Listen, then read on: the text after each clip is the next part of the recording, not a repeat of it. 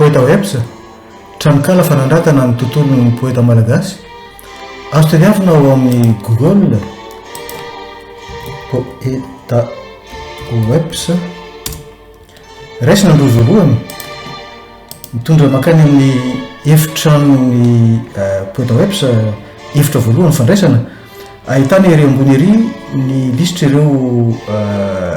efitranony raha raisina ohatra ny soram-piainana poeta eo amin'ny 50 eo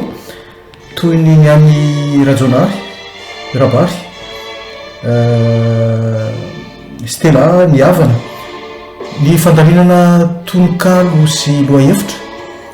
toy ny any Solofo José ny tononkalo ny arivo mahafanina no adina dina tendro amin'ny tranokala ny tapatapakahatra dia niarahana amin'ny poeta ny ankehitriny toandry Rosgasy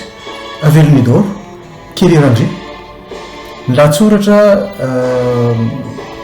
fitaterana ny vaovaon'ny poeta sy ny fikambanana ary ny seratra hitaterana ny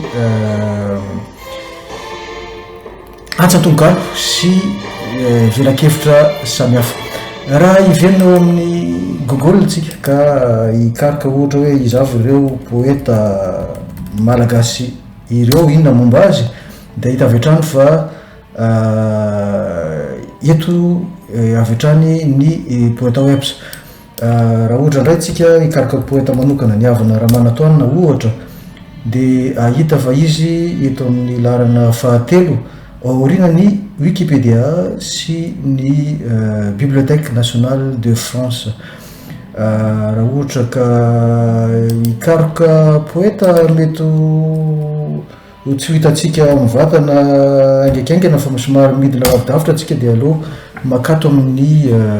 tranokala mivatana ato no mikaroka ohatra hoe doxa zao dia hitantsika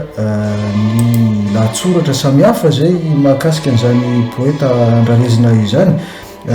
mety